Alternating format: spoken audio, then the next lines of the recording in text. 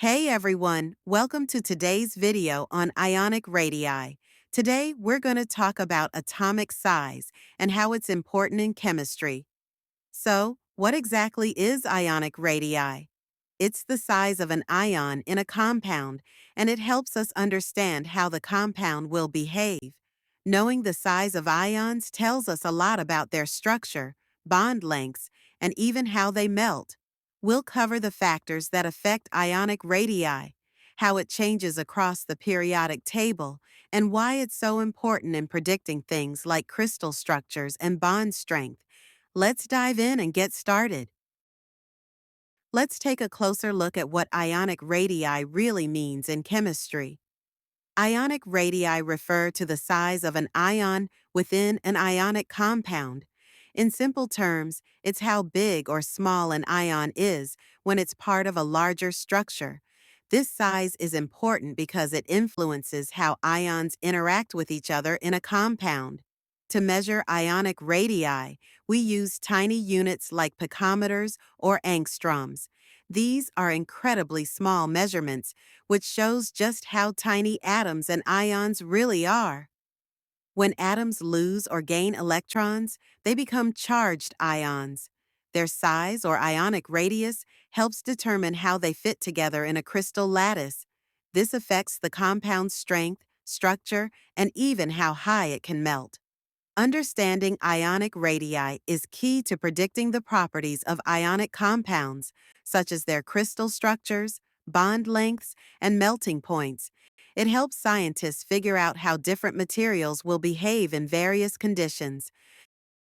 Now that we know what ionic radii are, let's take a look at the factors that can affect their size. There are three key factors we need to consider. First up is nuclear charge. This is all about the positive charge in the nucleus of an atom. When the nucleus has a stronger positive charge, it pulls the electrons closer to it, making the ion smaller. So, the stronger the nuclear charge, the smaller the ionic radius. Next is electron configuration. The way electrons are arranged in an atom's shells plays a big role. Electrons in outer shells don't feel the full force of the nucleus's attraction, which causes the ion to be larger. Basically, the more electrons in the outer shell, the bigger the ionic radius. Finally, there's the shielding effect. Inner electrons act like a shield, blocking some of the attraction that outer electrons feel from the nucleus. This reduces the attraction and causes the ionic radius to increase, making the ion larger. Cut to summary visuals. So, we have nuclear charge pulling electrons in, electron configuration affecting how tightly electrons are held, and the shielding effect from inner electrons. These factors all play a role in determining the size of an ion and how it behaves in a compound. Let's explore the trends in ionic radii across the periodic table. The size of ions doesn't stay the same. It changes depending on where the elements are located. First, let's look at across a period. As you move from left to right across a period in the periodic table, ionic radii tend to decrease. This happens because the nuclear charge increases, meaning the protons in the nucleus are pulling the electrons closer, making the ion smaller. Now, let's talk about down a group. When you move down a group in the periodic table, ionic radii increase. This is due to the addition of extra electron shells.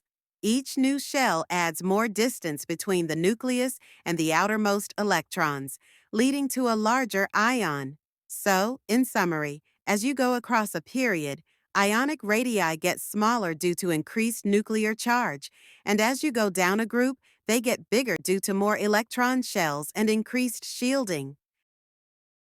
Now, let's talk about how the charge of an ion affects its size. The ionic radii of ions change depending on whether they are cations or anions. First, we have cations. These are positively charged ions, which form when an atom loses one or more electrons. Since they lose electrons, there's less electron-electron repulsion, and the remaining electrons are pulled closer to the nucleus, making the ion smaller than the neutral atom.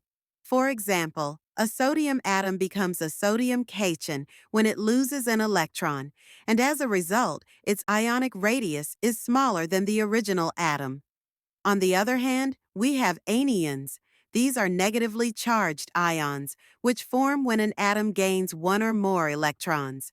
With the added electrons, the repulsion between electrons increases, causing the ion to expand and become larger than the neutral atom. For example, when a chlorine atom gains an electron, it becomes a chloride anion, and its ionic radius increases. So, in short, Cations are smaller because they lose electrons, and anions are larger because they gain electrons. Now, let's talk about how the charge of an ion affects its size. The ionic radii of ions change depending on whether they are cations or anions. First, we have cations. These are positively charged ions, which form when an atom loses one or more electrons. Since they lose electrons, there's less electron-electron repulsion, and the remaining electrons are pulled closer to the nucleus, making the ion smaller than the neutral atom. For example, a sodium atom becomes a sodium cation when it loses an electron, and as a result, its ionic radius is smaller than the original atom. Now, let's look at how the coordination number affects ionic radii.